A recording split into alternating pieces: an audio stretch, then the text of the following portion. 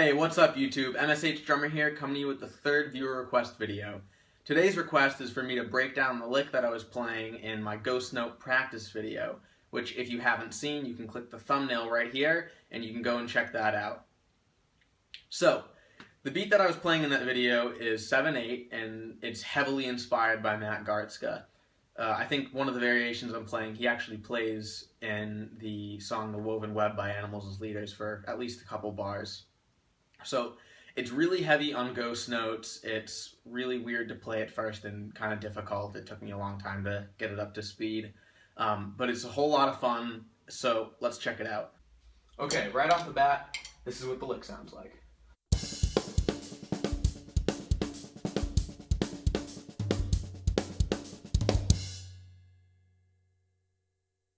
Okay, so before I begin, I just want to explain the notation that I use, because I know the software I use can kind of write stuff a little weird. So the hollow diamonds on the snare line are rim shots, and any snare hits in parentheses are ghost notes. So when it comes to learning this, the most important thing is getting the left hand technique down to get the distinction between the ghost notes and the rim shots, because it's kind of weird to go back so quickly between rim shot, ghost note, rim shot, ghost note. So what I figured out works for me, for this at least, is always kind of keep your wrist, your hand elevated and your wrist slightly down, because it makes it hard to play loud like that, and it kind of ensures that you're going to get a nice quiet ghost note. Also, it puts you in a really good position when you need to get quickly to a rim shot. You can whip your wrist down right into one. And then once you're down here and your stick's rebounded, you're in a good position to just lift your hand back up and get a ghost note. So I find that that makes it a lot easier to do this beat and play stuff like this where you're having all those accents and a lot of ghost notes happening all at the same time. So a good way to get this down if you're not used to it and if it's kind of feels awkward for you is just play the first two bars of the lick, just the over and over again slowly, just working on the distinction between the ghost note and the rim shot. I mean, this is just what works for me, so that's what I'm sharing, but if you have another way that you like to do it, that's perfectly fine.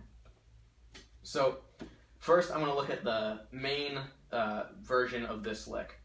So it's just quarters on the hi-hat and making sure you have that nice ghost note and rim shot distinction. So slowly, this is the main lick.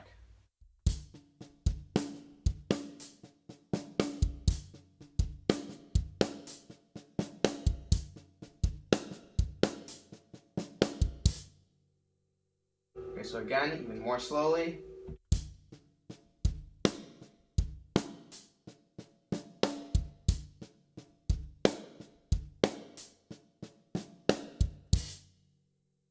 And the best way to learn this is to hook up a metronome on 8th notes and just repeat it so you have or 16th notes, however you want, so that you have a constant thing reminding you where you should be so you're not speeding up and slowing down as you're doing it.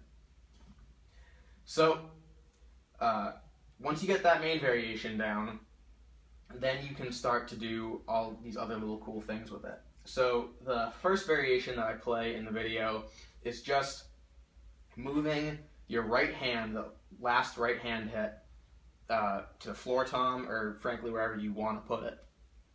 So it sounds something like this.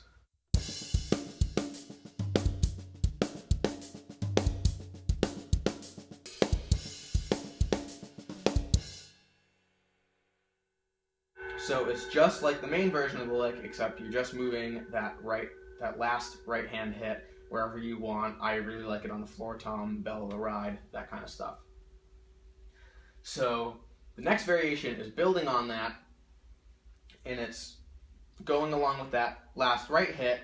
It's turning that into a 32nd note, between the bass and the right hand.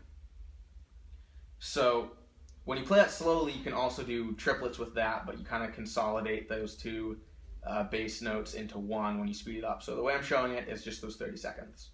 So slowly, it's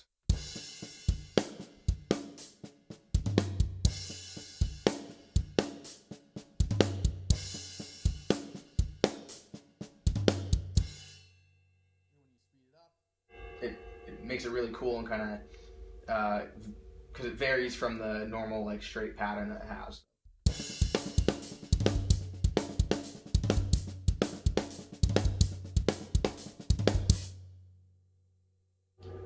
So it's just continuing to build on itself. And so the final variation that I do, and the hardest, and took me probably the same amount of time to learn as the original beat itself, was taking those hi-hat hits and matching the bass drum instead of keeping quarters. And to do this, I also added in a bass drum hit on beat 3 because there wasn't one all there already, so it kind of keeps it flowing.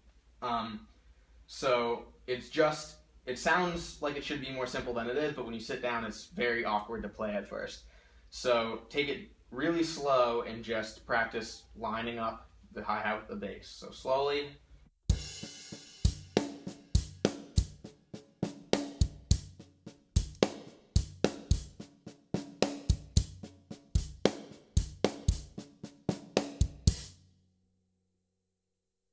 So that also takes a really long time, but it's very cool and very worthwhile learning. So to wrap it up, I'll play through all the variations for a few bars each.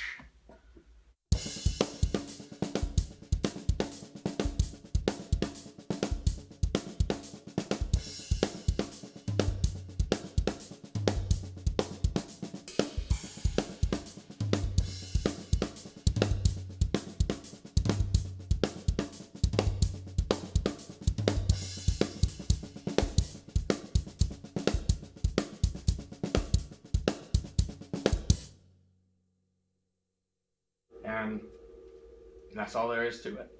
So I hope you enjoyed learning this lick and can make good use of it in your own playing. If you have any questions about this lick or licks that you'd like to see me do in a future video, let me know in the comments below. Don't forget to like this video and subscribe for more great content. Thanks for watching, and I'll see you next time.